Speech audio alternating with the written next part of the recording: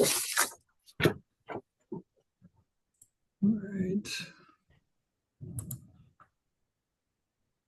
All right. Good morning. Good morning, everybody. Welcome to today's Lunch and Learn.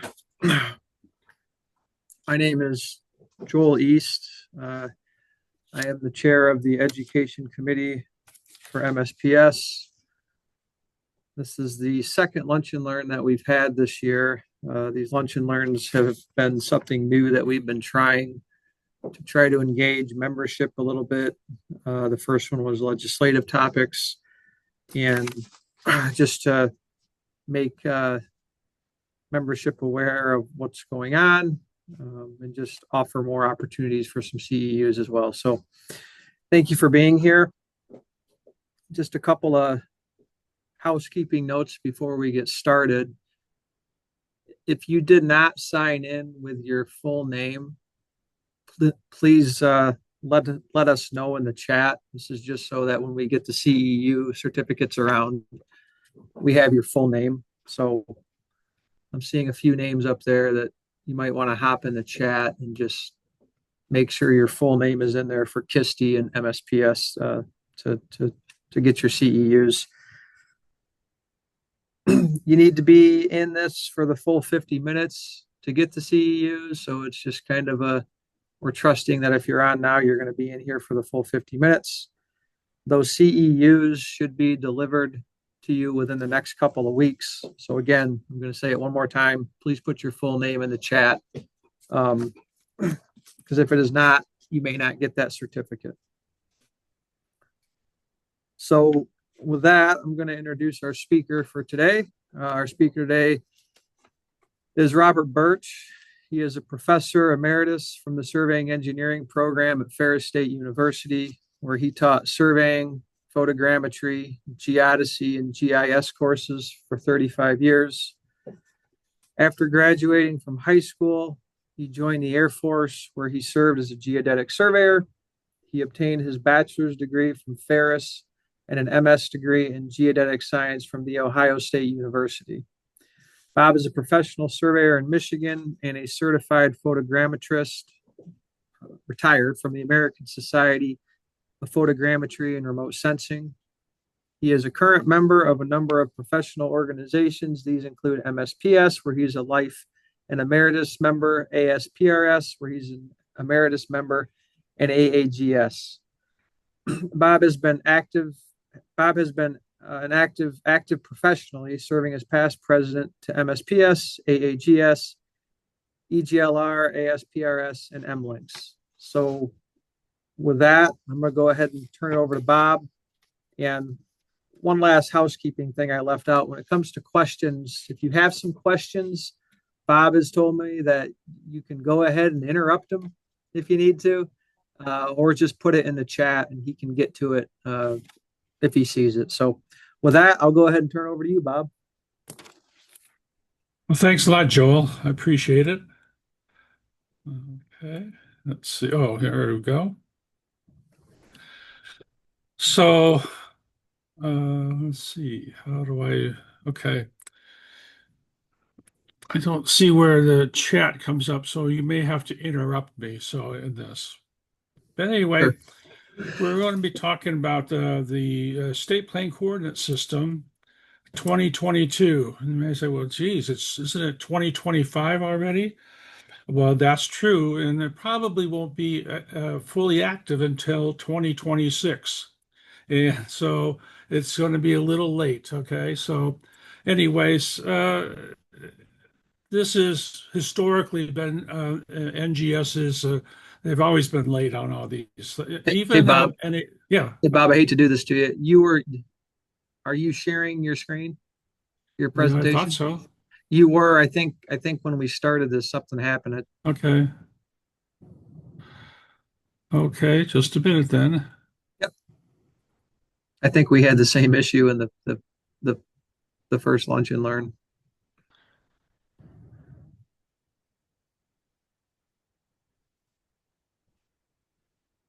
Okay, see it now?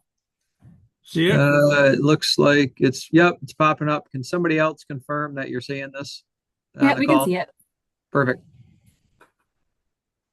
Maybe that's why I didn't see uh,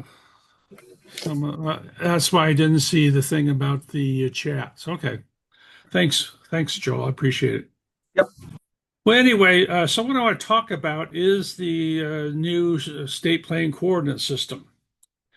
The thing is, I want to show you is when we do state plane coordinates, this is a map projection, okay? And what we're going to do is we're going to take an irregular surface, the Earth, for example. That's what we're concerned with. We will project it onto a sphere and then from there onto a flat surface or a plane. And this is a mathematical process how we can go from this situation right up here. Let me see. You probably can't see my cursor. So let's put a laser point. So from here to this is the real world to the map, okay? And so there's an intermediate stage, as you can see in here.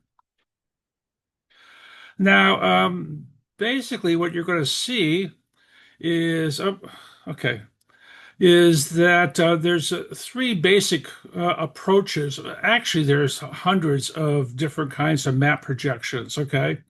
But what we want to do is what we want to convey or talk about a round surface like the Earth, and we want to put it on a plane. This is very critical here.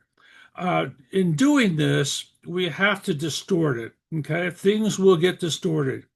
So what happens is the cartographer, in the case of the state plane coordinates, for example, the U.S. Coast and Geodetic Survey, now the National Geodetic Survey, what they did is they chose some sort of characteristics that they want to hold true. Okay, so you can see basically the three main types, and here we have we'll have equal area. Okay, such that the area on the Earth is going to be represented on the plane with the area being, let me just say, same. Okay, when I say this equivalence here, that's not exactly true. So in other words, I can't keep the area the same when I go from the sphere, okay, the Earth to the plane. But that's going to be a general characteristic. I can do the shape as well, okay, and I can do distance. Actually, I think I'll show this later on. But anyway, what's important for us as a surveyor is, back in the day, we used to use, transits, theodolites, chains, etc. And so what was important, if I was to lay out a parcel, as an example, is I had the area, I'm sorry, I had the angles correct and I had the distances correct. So those are the two basic characteristics that we want to preserve in our state plane coordinates. Those are just general characteristics. But you can see in here that map projections are going to distort. So we can have the area is equal area projection. The shapes, the angles, and the scale is distorted. These are often called, as you can see in here, equivalent or equal aerial. Okay. We can also do the shape. And this is one of the things that we're going to preserve with state plane coordinates. These can be called conformal or orthomorphic, and other names too. But this idea of conformality is pretty important. Now, I want to point out one thing in here. When we say conformal, when we say that the shape maintains itself, okay, that the angles are correct, that's not true over the whole map, okay? And so, but what it is that we're going to get relative local areas are going to be correct. Local scale in the directions are going to be constant, okay? And we also will see, for example, here's a conformal projection over here. This is the Mercator projection. And we see that the lines of latitude and longitude are going to intersect at right angles to each other. Another thing I want to point out, just as an aside here, this is the Mercator projection. Okay. And very, very common projection. Believe it or not, the State Department used this Mercator projection to show the world. And what happens in there is that the United States was someplace in here. You can see it's kind of close to um, the areas about the same, but the USSR, for example, back in the day was here, and it really distorted it. Okay, and so when you see old, I don't know if it's still being done, but if you look at old news reels from where people would be talking at the State Department, you'll see that the USSR, so, which is big. Don't get me wrong. It covers, I think, like 11 time zones, but it is huge. And so it was used purposely for to show Americans that, whoa, our enemy is pretty big. Uh, Scale, again, no projection, and I want to point this out. No projection is going to be hold properties exact, okay? But a scale, okay, what we want to do is have the correct scale throughout. Now, in this situation, what you may find is that one or more lines might be correct, but but not all of them. So what you want to do is select those lines that you want to hold, and so therefore, what you can do is you can minimize those errors, but some of them can still be very large. Again, these are called equidistant projections, okay, where we have a true scale between 2 points and every other point on the map, or along every meridian. We could also hold direction here, okay? This is the relative local direction is going to be correct. These are often called azimuthal, okay, where the direction and the azimuth are correct with respect to the center. Now, there are some special characteristics in here, okay? And for example, the Mercator. In the Mercator, what you see right here is the ROM line, okay? This is a straight line from between the 2 points, okay? And then you also have the mnemonic here. What you see here is a great circle route. Believe it or not, the shortest distance between here, Seattle and London, is this great circle route. Doesn't look like it, but it is.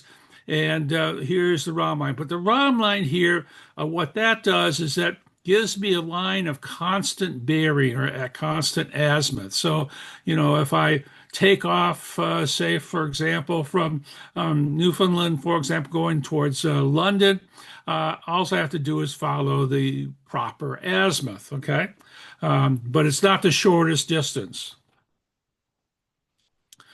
Okay, so back when and our founding fathers, they said that what we needed to do is we needed to get a good picture of the coastline, okay, along the coastline. There was a lot of shipwrecks here, and how do we solve it? And by the way, what's happened is it is very difficult to determine what longitude is, okay? When I was with in the Geodetic Survey in the Air Force, longitude we determined was a lot more difficult to determine because what it is the measurement of time. Okay, so so you need to have a really good timekeeping mechanism to track where you're at. That was very difficult when you're traveling across, for example, the Atlantic Ocean. So there was a lot of shipwrecks there. So they said, what we need is a survey that will go out and identify these hazards for shipping. Okay.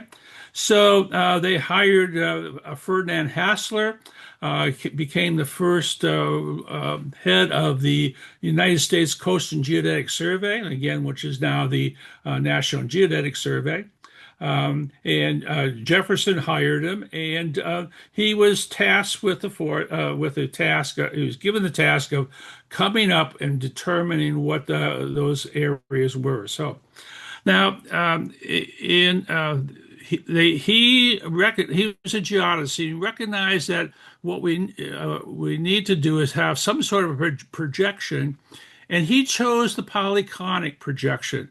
And this became the standard in the 1880s for the Coast and Geodetic Survey. Now, in the early days, what would happen is you would have a datum. And by the way, I should point out one thing about this new adjustment. Trying to do away with the term datum, but now they're trying to call it a reference surface. But anyway, I'll still call it a datum. Okay, I'm too old, I guess. Anyway, the datums were actually local. Okay, so it's to go from to New York to South Carolina, for example. That's North Carolina. You would have your own datum up here. You'd have your own datum down here, etc. Okay. So anyway, it was a difficult task. But anyway, it became the standard with the Coast and Geodetic Survey. Okay. As you can see in here, what was nice about it, it was easy to show or build or construct. Okay. But the problem is that it's not conformal, nor is it equal area. One of the things that always got to me with I talked to people with the National Geodetic Survey, or back then when I first started the Coast and Geodetic Survey, was this idea that really we don't really care about some of that. They're concerned with more nationwide, okay, how things fit. So. Anyway, so I pointed out to you that conformality is very important for us. It's important for the engineering purposes, surveying for the military, okay? And as you can see in here, what the condition is that we're going to preserve angles. Now, remember, when I say angles are preserved, I'm talking about this being a general property, but not an exact property throughout the whole map. The scale errors are also same in all directions, and it's more difficult, but it's more difficult to construct and compute. Okay, so again, it preserves the shape locally. Okay, so not throughout the whole map. Now, one of the things I said is that a surveyor, what we want to know is not only the angles, okay, we want those angles to be correct, okay, or properly represented. We also want distances to be correct.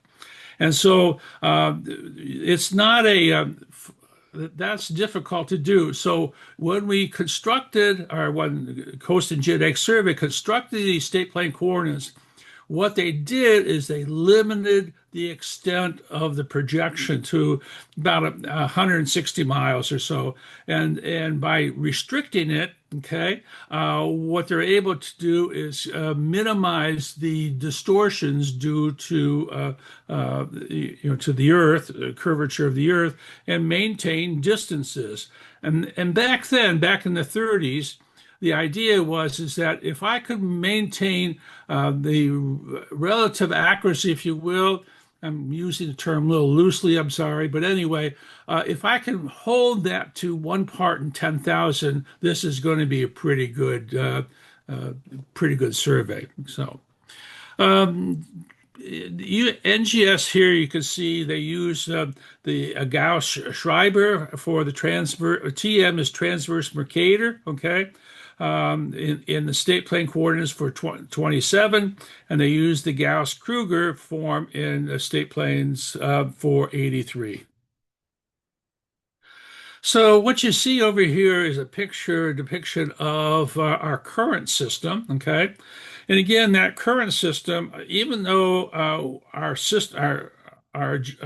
new values are approved, they won't be implemented until probably next year. So it started off, like I said, in 1933 with North Carolina Highways and Public Works Commission. And again, what they wanted to do is preserve angles. we chose, and by the way, two different kinds of projections. The first one here, as you can see, is called the Lambert conformal conic projection, and these are used for areas that are predominantly east-west in extent. So, if I look, for example, here's North Carolina. You can see it's mostly east-west. Here's, Tennessee, primarily east-west, for example. And so states that are in terms of state plane coordinates, states that are predominantly east-west get the Lambert conformal. The other projection we use, as I showed earlier, I didn't show it, but I talked about the transverse Mercator. Okay, and those are for states that are predominantly north-south, as you can see here. Okay. There are a lot of exceptions to that, okay? Most notably, if we're here in Michigan, you can see that our extent is primarily north-south, and you might say, well, why are we the Lambert conformal? Well, I'll explain that in a minute. So we have early datums. First one was called the New England datum, which was officially adopted in 1897, okay, by Ferdinand Hassler. You can see in here it consisted of, and I'm not going to go through all the text here. You can read that later on, but you can see in here that they had 57 latitude observations, 7 longitude observation, and 72 azimuth observations, and that set that datum, the New England datum.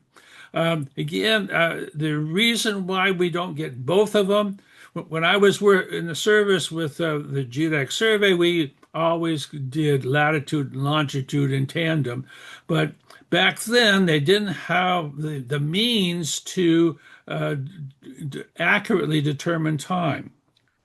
Early days, they used to put latitude and longitude stations near telegraph lines so that they could extract the time from the telegraph.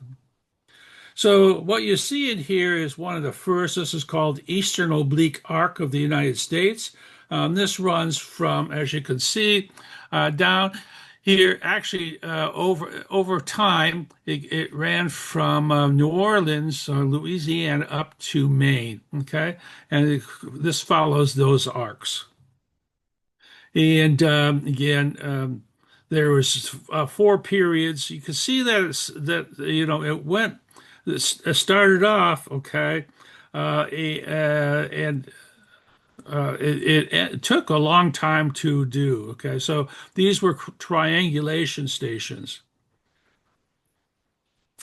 Then what we see is that they developed the U.S. standard datum. This was constructed from William Bowie, pretty famous geodesist back in the day. Okay.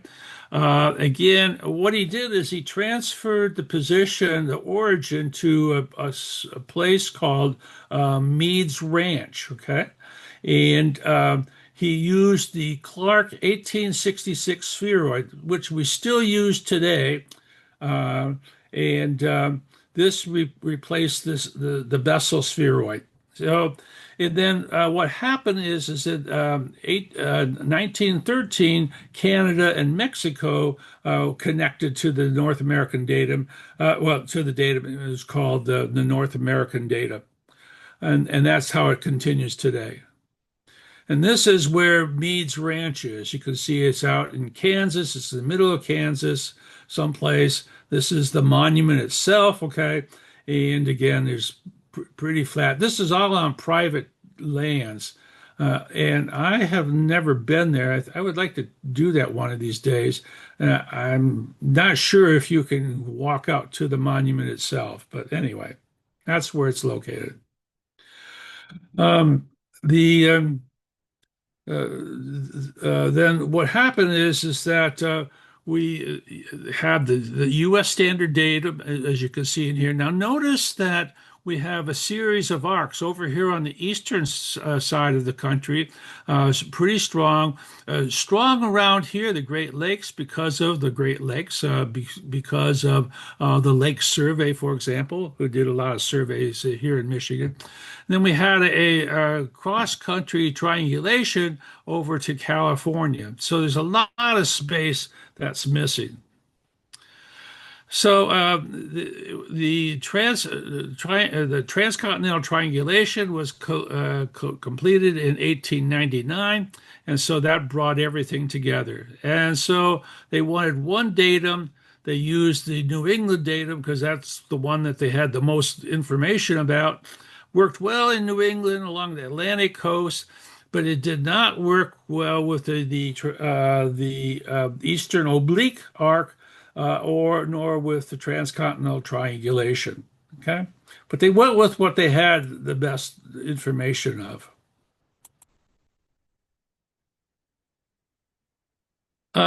And the reason for this, William Bowie pointed out, okay, we're going to adjust it. We're going to come up with a new datum, North American datum of 1913.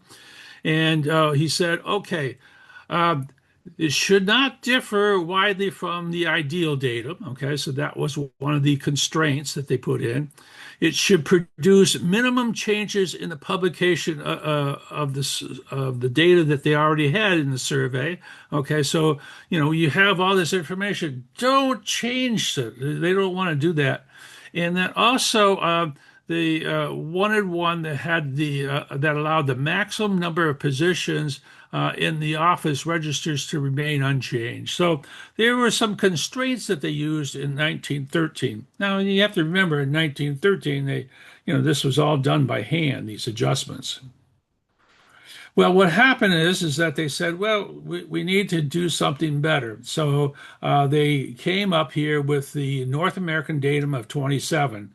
And some of you, maybe not very many anymore, remember when we used to be on this NAD 27 datum here.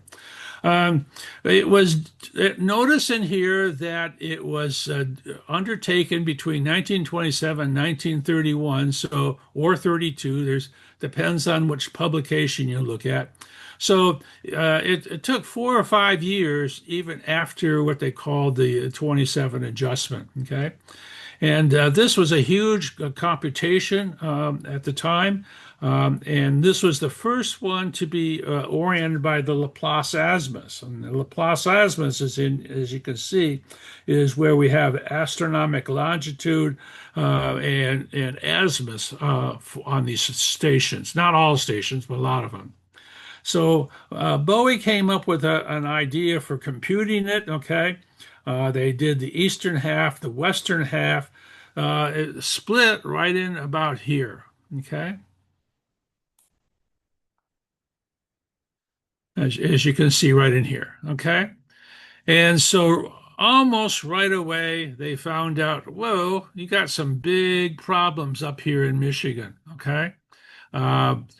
Large errors, lots of distortions. And you can see how the density on the eastern half is a lot more so than on the western half. So they had problems, okay? The western half had 15,000 miles of first-order triangulation and traversing, okay? Traversing was not that big at the time. You got about 100 miles of traversing. And over the years, from 1927, they actually worked on increasing the accuracy of their traversing and so on. Had 11,000 triangulation west of the eastern oblique arc, okay?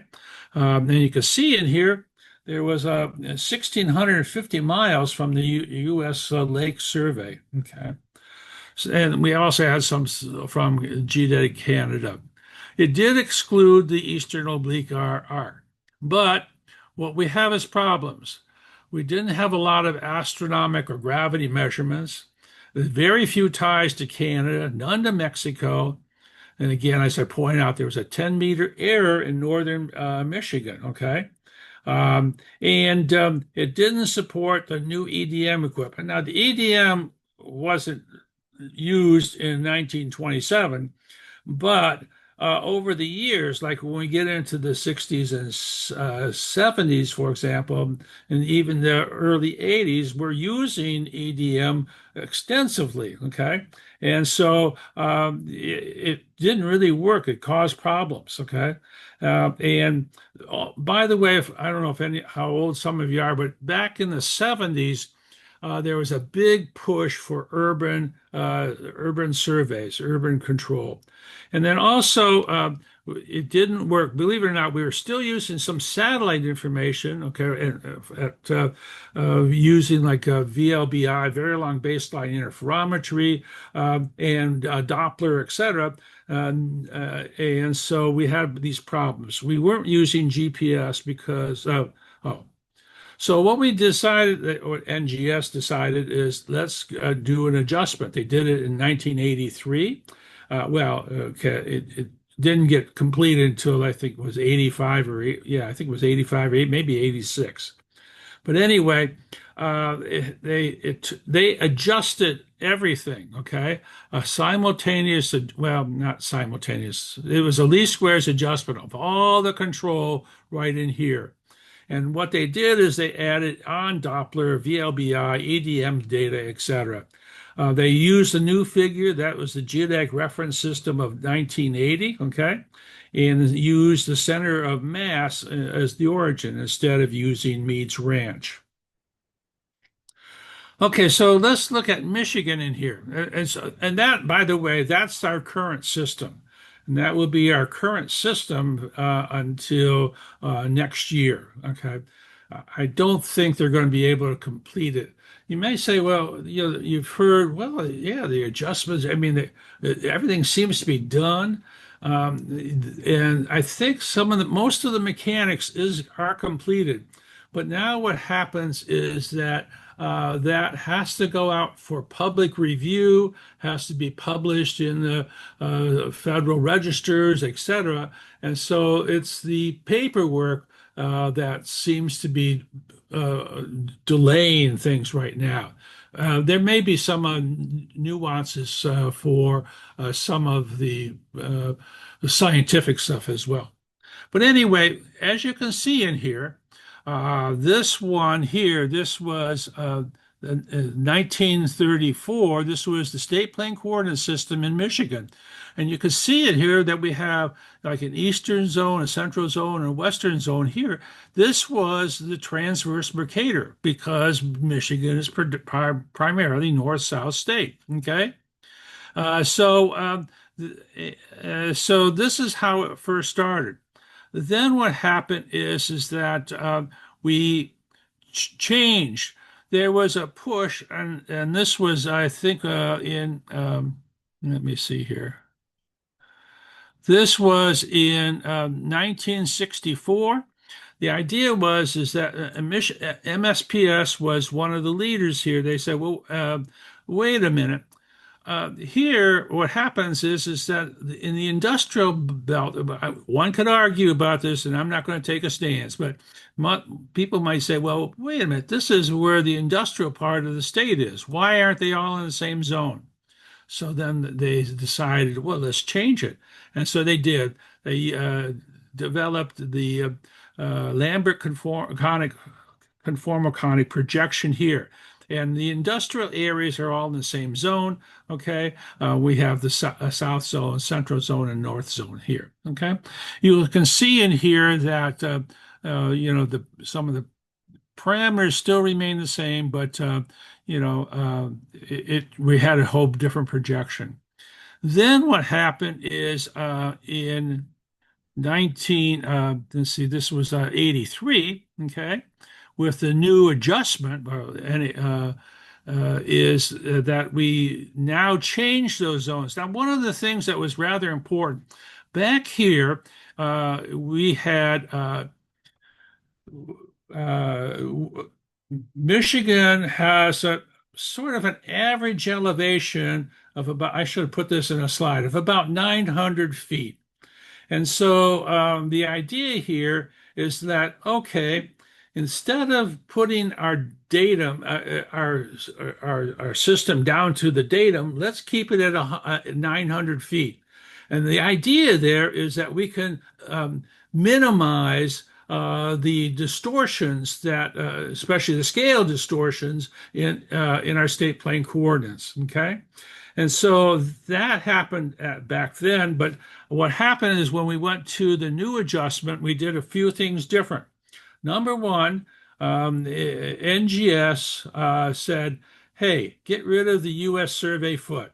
Okay, and so Michigan did. I think we were one of 6 states to do that.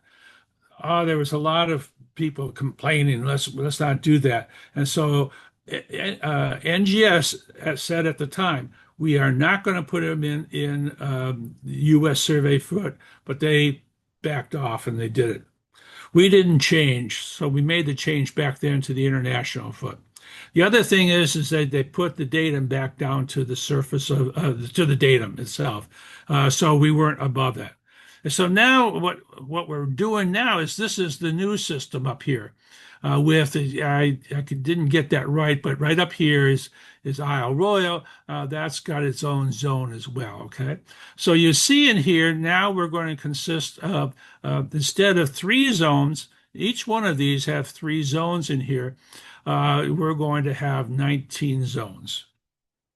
You'll see 18 here, and that's because one zone is a statewide zone, similar to our Michigan GeoRef. Okay, so why do we want to change it? Okay, well, we were having problems with accuracy. Okay, we have errors of 2 meters globally. Okay, in 83. In fact, the funny thing about it is I remember going to meetings, and I think it was probably Kentucky may have been one of the first states, that area, or maybe Tennessee, I don't remember, who developed a quote cores unquote system.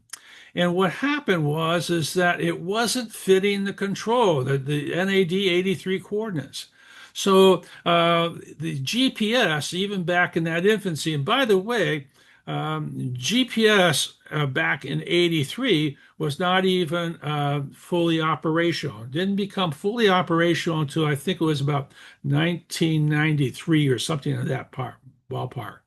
It got delayed a little bit because of the shuttle crash, etc., which were used to deploy the satellites. But anyway, so what happened was is that they were stuck with taking very accurate positions with GPS and downgrading it so that it would fit the control from NAD 83. So we're having all these different kinds of problems. Okay, and so therefore, what you see is the plethora of different kinds of adjustments that have occurred since the 83 adjustment. Okay, and we've had adjusted things locally as we got better and better information. And one of the thing is that you have to realize is why we had to do these different small readjustments by state, for example, like in Michigan and stuff. It's because, believe it or not, it's because of the change in the meter primarily. Okay, and different systems with electronics have generated different scales to the meter. We think that the meter is well defined. We go to National Bureau of Standards, they tell us exactly what it is, but the realization of that in a tool like VLBI, for example, or Doppler or GPS, etc., they change. So anyway, so we had these problems. Okay, so this is we're changing Public Act 9. Okay, you'll see in the existing legislation they talk about all the counties. We've stripped all this stuff off. We don't want. In fact, what we're going to say is, hey, You want to know about our system here in Michigan? Talk to the National Geodetic Survey or whomever they are at the end. We've cut out, let's see, talked about the system. Yeah, this is just some definitions. Again, you can read that. Our existing legislation explains all the things, for example, this one was our existing act contains parameters for both NAD 27 and NAD 83. And it gives them here, for example, what the scale factor is, what is the standard parallels, all that stuff. We've eliminated that. The idea is here we're going to have more adjustments for some of you younger surveyors. We're going to have new adjustments much more frequently than every 50 years or something like that. Okay. I've heard, as little as, 6 to 10 years. Okay. But so you don't want to go through this whole list of legislation changes. One of the big things in here, and I concentrate, is that our current legislation talks about recording it as a standard deviation, expressing the standard deviation, telling us how close things should be, or how good that you would expect it. Now, what we do is we went to the 95% confidence level. We did this because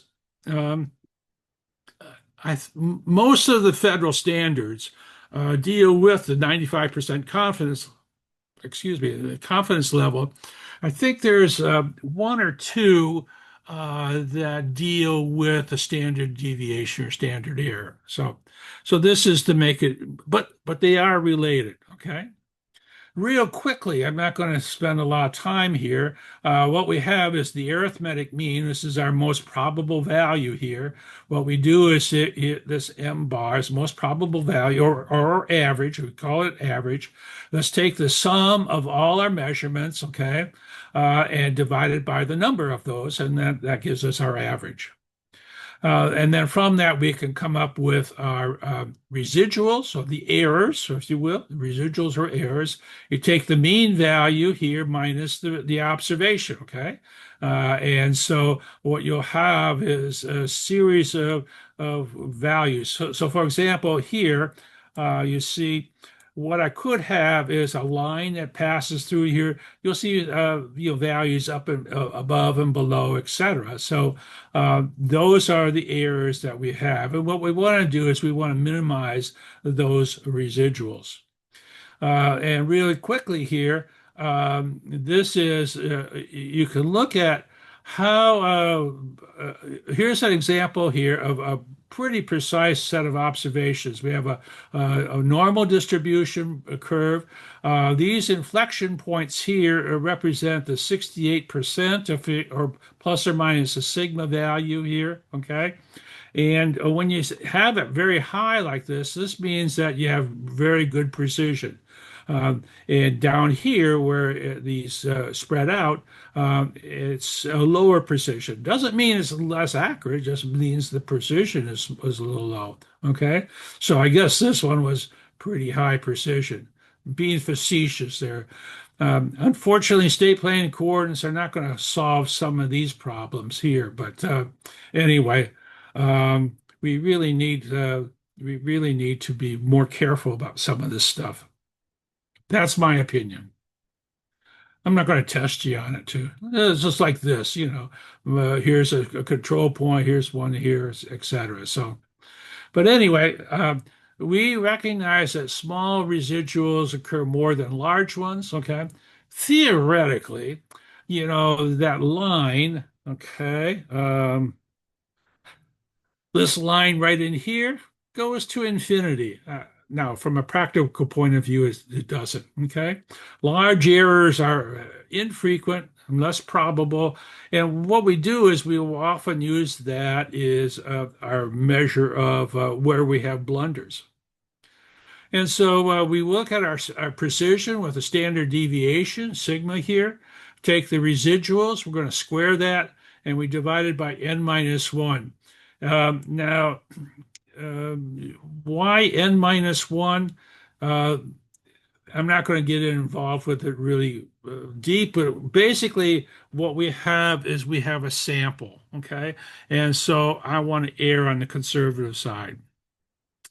And these are a couple different ones here. This is the average error, okay? You see it's very similar, except what it does is it takes the absolute value of those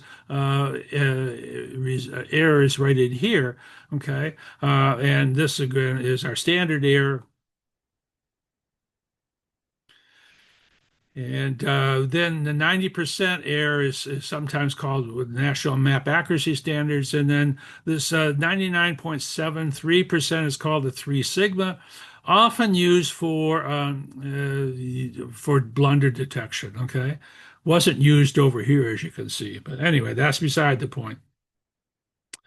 And you can go back and forth. I put this in here. Standard error, you see the current legislation, it's 1 sigma. If I want the 95%, it's 1.96 times sigma. So it's only by a factor. And just to be complete in here, I'm showing you what the Geodetic Survey has for accuracy standards here. And again, you can see up here, it's the 95% confidence level.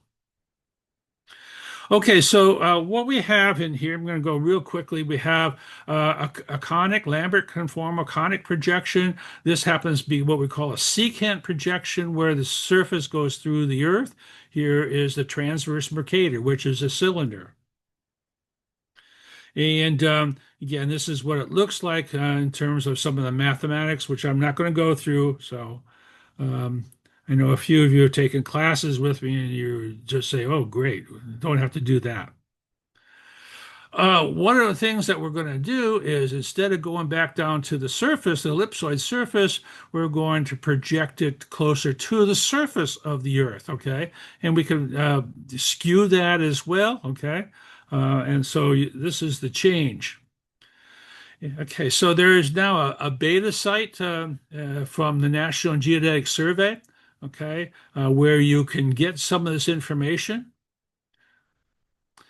And here, what you can see, this is the number of zone layers, okay? There are, Michigan has 2 zone layers. One layer is the statewide system here. And the other one is the 18 low distortion projections here. Okay. So you might see like Indiana, Ohio, they have a lot of zones, but they only have 2 zone layers. So, for example, we have 19 layers, but again, one of them is the statewide. Ohio, on the other hand, Wisconsin, Indiana, these states all have basically, these are not exactly true, but generally these are county systems, county values. Okay. We approached NGS to see if we could do that here in Michigan. They said no. Okay. So what we did is came up with an alternative with these zones.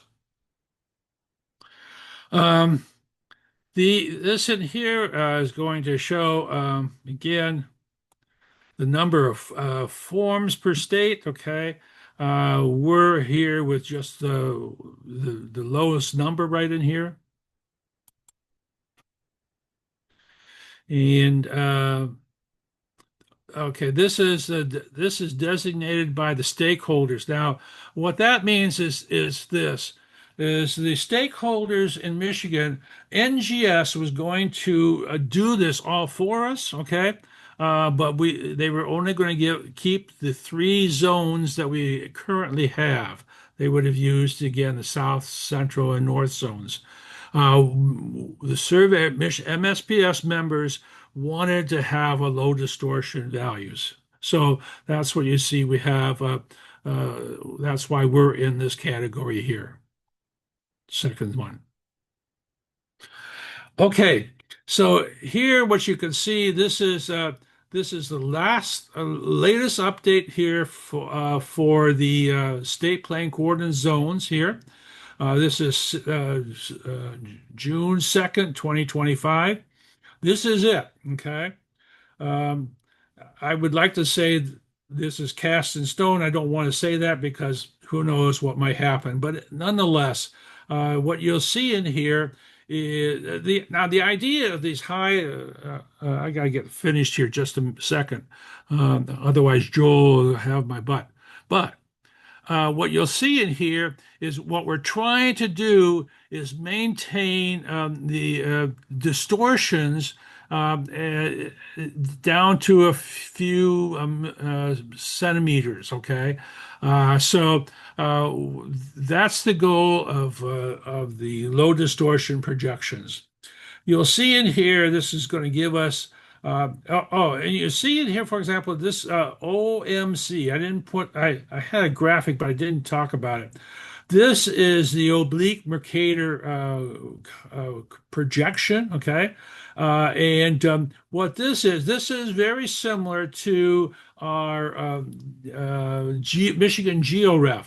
And what happens is that the center of the projection is at a sort of at a diagonal. Okay, I think it's at 26 degrees off north. Okay, and so that's what this is. The rest of these are going to be either transverse Mercator or Lambert conformal. Okay, most of them Lambert conformal. The idea is to kind of minimize these zones. So you in this graphic, you'll be able to see the origin of the latitude, the longitude, east or longitude west, and the projection scale. And in addition to that, you're going to be able to see, oh, this is just the more of the state. And then in addition to that here, 26 degrees, minus 26 degrees from north, okay? They'll tell you the false northing, false easting, if appropriate. It's not appropriate for all of these. And also it'll have those in international feet, okay? And then it'll say who designed it. And you'll see that all of them were designed by the state, okay? And NGS did the oblique Mercator projection. And then these are the reference frame, which is all NATRF 2022, okay? And then you could go to the Alpha site to do some playing around with coordinates. So I think I'll just leave it at that. Are there any questions?